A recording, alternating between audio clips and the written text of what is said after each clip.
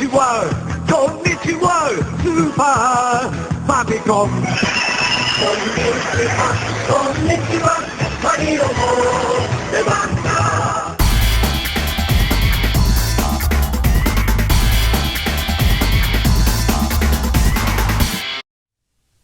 Hello everyone, and welcome back to Player One Start. Well, today is the day. We're finally going to begin work on the Ultimate Super Nintendo review. This video series has been coming for quite a long time, and believe it or not, has actually spent about 3 years in production.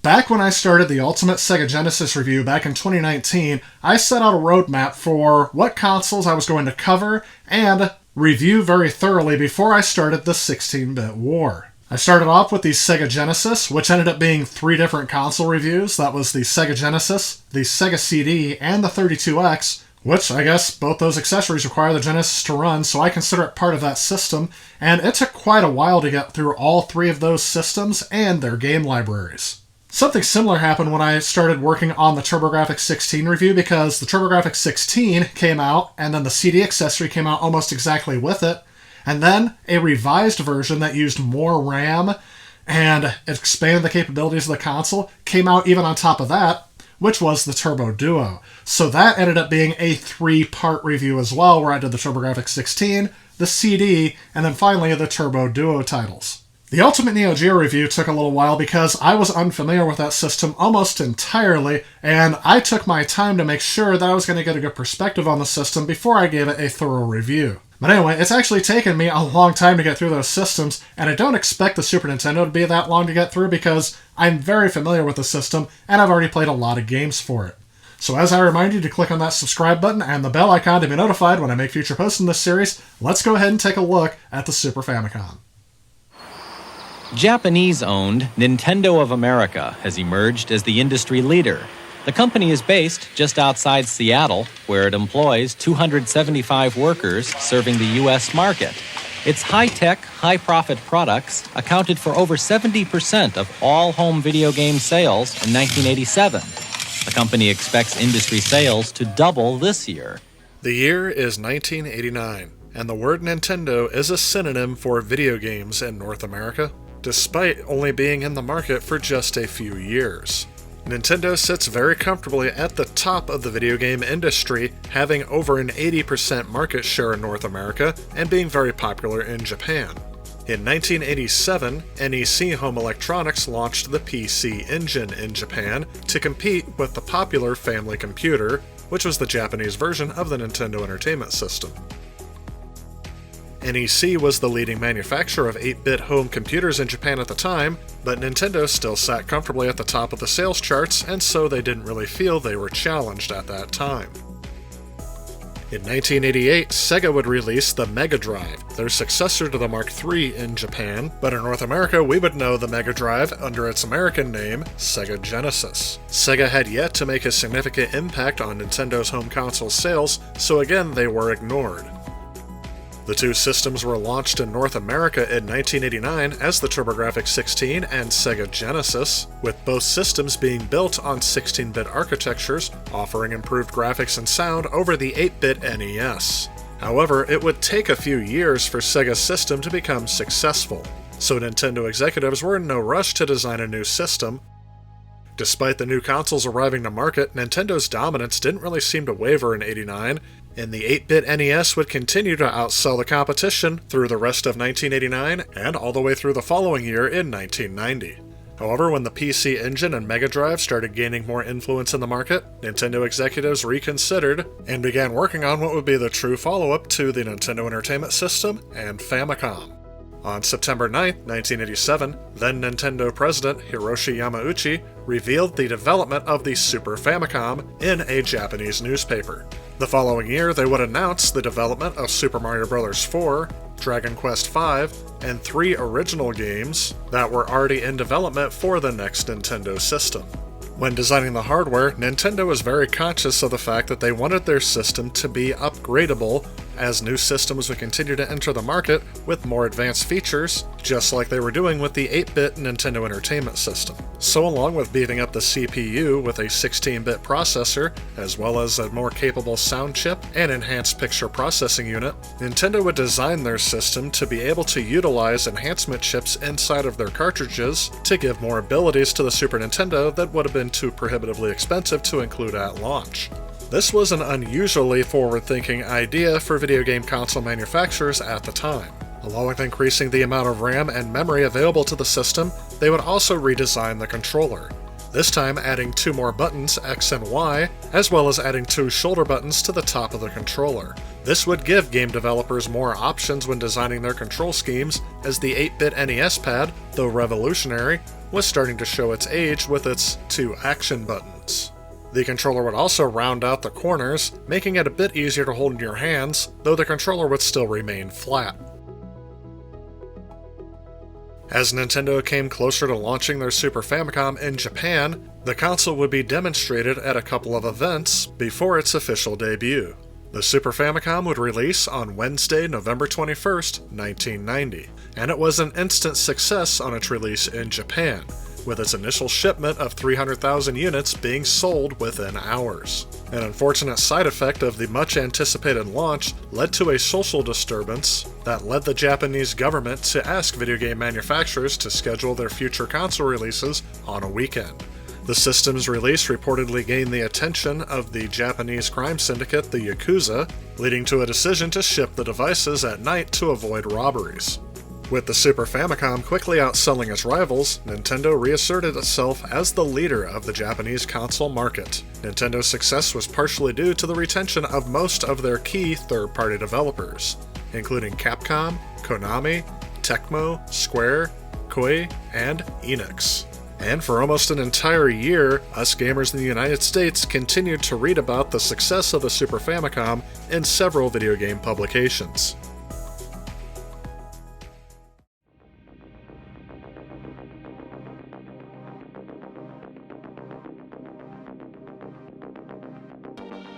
Getting a Japanese Super Famicom to work in North America is not as tough as it may seem from the outside. First off, taking a look at the hardware, all of the buttons do match up with what you would see on the North American Super Nintendo, with the power button on the left, eject button in the middle, and reset button on the right.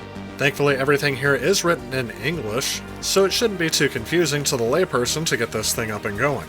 I even like how the cartridge slot refers to the game cartridges as cassettes. And yes, that is the same controller interface that would be used on the North American Super Nintendo, so those controllers are interchangeable and you can use either one on this system. Which is good because mine did not come with a Super Famicom controller. Taking a look at a game that is complete here, it actually is kind of strange how much the Super Famicom game boxes look like a VHS tape case. I'm kind of surprised they didn't go that route in North America either, but I guess those boxes are a bit wider. But it may be truly what's on the inside that counts.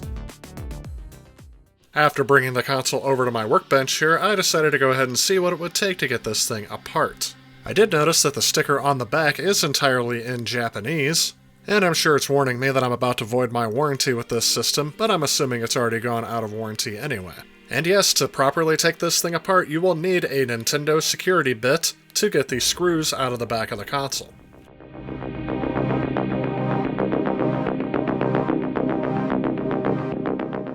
I decided to remove the extension slot cover. Not sure if this is attached to anything inside, but I don't want to find out the hard way.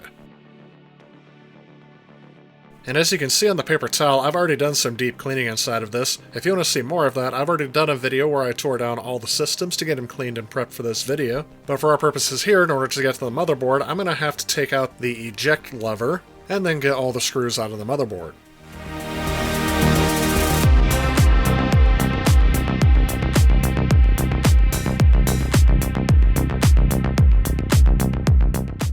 And this kind of threw me off here. The sound card on the system is actually an expansion slot, not integrated onto the board. I wonder if this is on all Super Famicoms or if my model's just special because it's an early model. But anyway, that was necessary to remove that card because there's one screw hiding underneath it.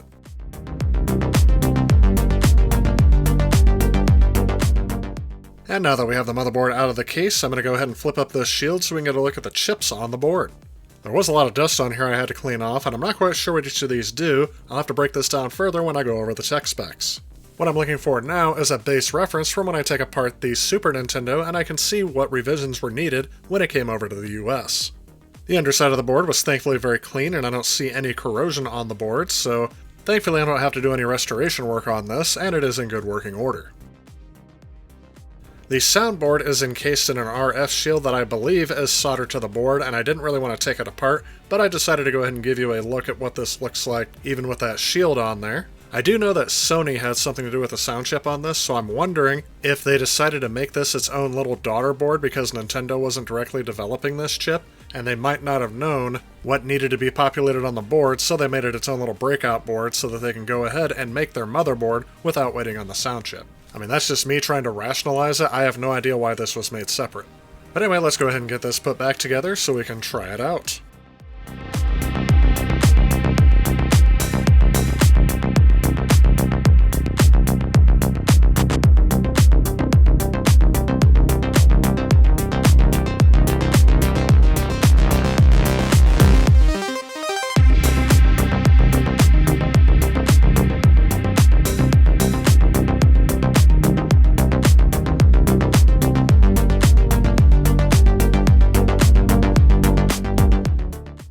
Cosmetically speaking, I do like the look of the Super Famicom. I really like the color scheme on this console, even though the beige has turned a bit more tan due to the yellowing of the plastic. But even still, I do like this design. Having that little symbol at the top, which I believe represented each of the action buttons and their respective colors on the Super Famicom controller, which we did have one that had that color scheme back in the day, but most of our controllers had the color scheme of the Super Nintendo. One thing I find really satisfying about this console is the power switch. Clicking that thing back and forth almost feels like you're clicking an electrical transformer switch. I really like it. And here's the majority of games that I've already imported for the Super Famicom. Some of these games were featured in a video where I talked about why I collect games for the Super Famicom rather than for the Nintendo Entertainment System. Should be a link popping up right about now, but there's also one in the description if you want to check that out after this video. And although it's a bit early to be showing gameplay, I really wanted to try this console out after getting it cleaned up, so let's go ahead and try out a few games for it, starting with one of the launch titles that I just happen to have.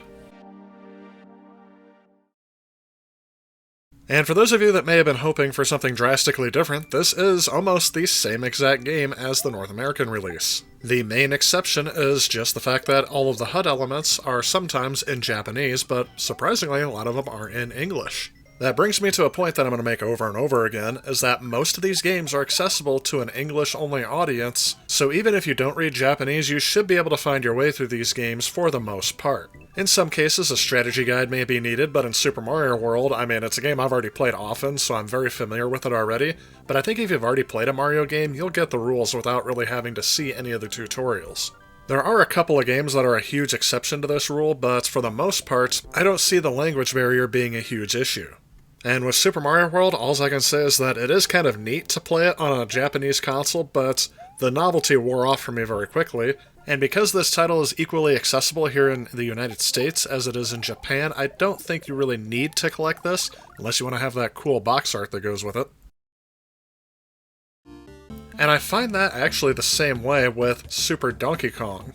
Yes, it was very hard for me to say that. I always want to say Donkey Kong Country or Super Donkey Kong Country, but nope, these games are just called Super Donkey Kong. I'm actually not sure why they had to rename it to Super Donkey Kong and leave off the country part of it.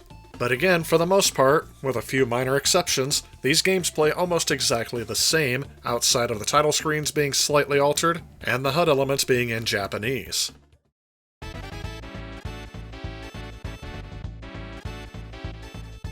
So with a lot of these games only having minor differences in the gameplay, why would I import Japanese titles for games that already came out in the US? Well, to answer that, we're going to take a look at Rockman X2. For those of you that may be unaware, Rockman is the name of Mega Man in Japan. His name is actually a play on words, as his name was Rock and his sidekick character was called Roll. Put them together and you got Rock and Roll. I actually explained this a bit further in my Mega Man 1 review. Again, there's another link in the description if you want to see that video. But for now, let's just sum up by saying I agree with the name change. And when looking at the game, you're going to see that it plays almost exactly like its North American counterpart. Again, there may be some differences that I am unaware of, but for the most part it plays like how I remember a Mega Man X game playing. The reason why I collected this for the Super Famicom is I got it for the price of $14.99 at a retro game store. And to date, if you try to buy this for your North American Super Nintendo, it's going to cost you around $120 just for the cartridge. So I got the game at near 1/10 the cost for the Super Famicom, rather than the Super Nintendo. For the price, I can definitely put up with some of the Japanese characters and look up a strategy guide for things I don't understand. And while this game is super expensive, as a fan of the Mega Man franchise, I was definitely willing to get this game because I remember playing it back in the day, actually renting it for my Super Nintendo, and sadly I avoided getting the game until it was too late and the collector's value skyrocketed. I also did the same with Rockman X3, as this game again plays almost exactly like I remember it playing back in the 90s, and this is another game that I paid $20 for the Super Famicom, and yet if you wanted to buy it today for the Super Nintendo, the price guide says $330 for a loose cart. Figuring out the math, that is about a 94% price difference. Again, it is only because I'm a big fan of the series that I decided to go ahead and grab these, but there was no way I was going to be able to afford paying those outrageous prices for the Super Nintendo versions. And for those of you that say, hey Tyler, why don't you just go out and get the Mega Man X collection then for one of the modern systems? To which I reply, that's not how I played it growing up, and that's what I really like to do on this channel. Now some of you out there also may be wondering, how much does it cost to collect a Super Famicom?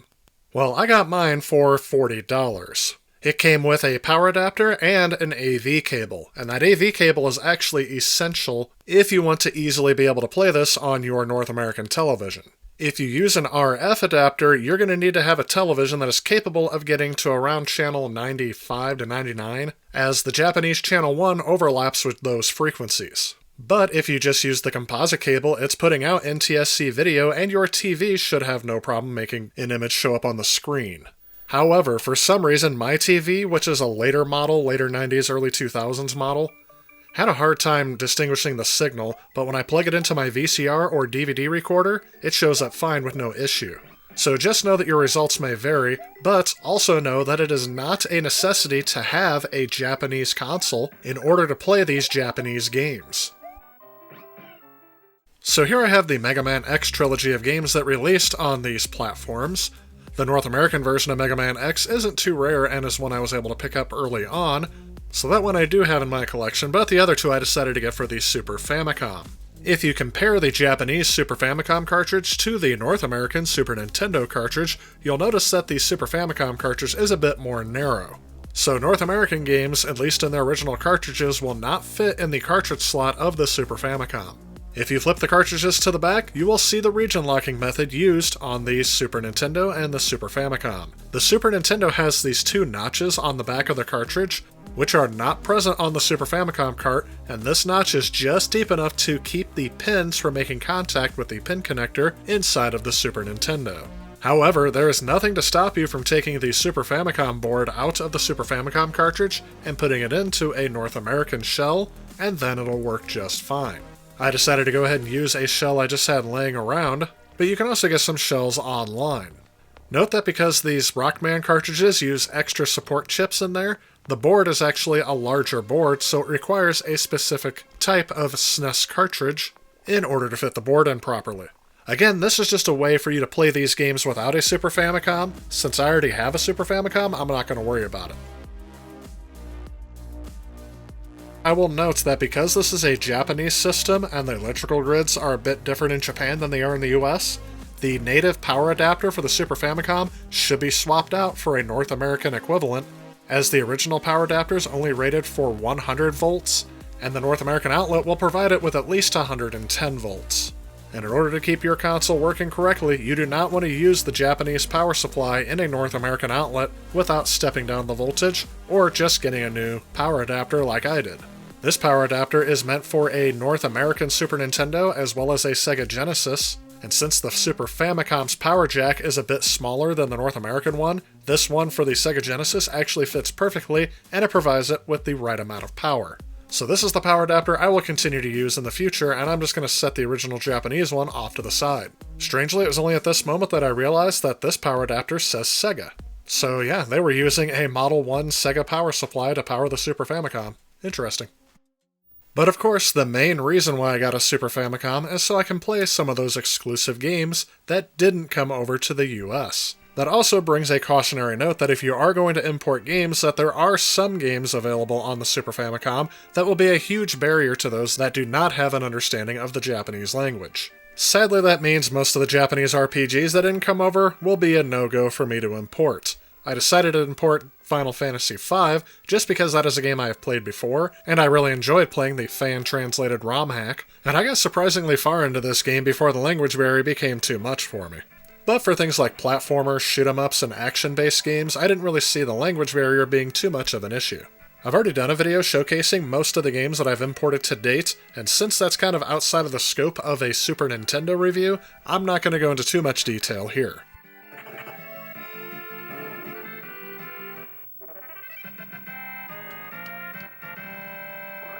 Now, the longtime viewers of my channel should actually be more aware of the fact that Nintendo was very big, but for gamers today, it's almost hard to describe the influence Nintendo had over both the Japanese and the North American video game markets as they rolled into the 1990s. The video game crash in North America set the stage for when Nintendo came into the market and they were successful. It set the stage for them to be incredibly successful with almost no competition. But in Japan, the Famicom had a huge amount of competition from Sega and eventually NEC and eventually SNK, and they still dominated that market. And one of the things I'm going to glaze over in this video, but is actually really important to the success of the Super Nintendo, is the Game Boy coming out in 1989. In fact, after the 16-bit war is over, I do plan to go back and review the Game Boy, and maybe have it face off against the Game Gear. Ooh, and the Atari Lynx. But that's a story for that future series. So just to set the stage for when the Super Nintendo was about to launch in North America, just keep in mind that if you polled the majority of Americans, they would have said Nintendo and video games were synonyms. Not that there was Sega, not that there was Atari, Nintendo was really the only game in town going into this. Again, I'm just talking about the perspective of a kid in the 1990s, at least the perspective that I had. But for now, we're going to wrap it up here, and we're going to talk about the launch of the Super Nintendo in the next video. So stay tuned for that coming out to you real soon. If you like this video and you'd like to help out with future projects on this channel, please consider supporting me on Patreon. A special thanks to those Patreons you see on screen. Also, if you like what you see, please remember to leave a like and click that subscribe button on your way out. As always, I want to thank you all so much for watching, and I will see you all in the next video.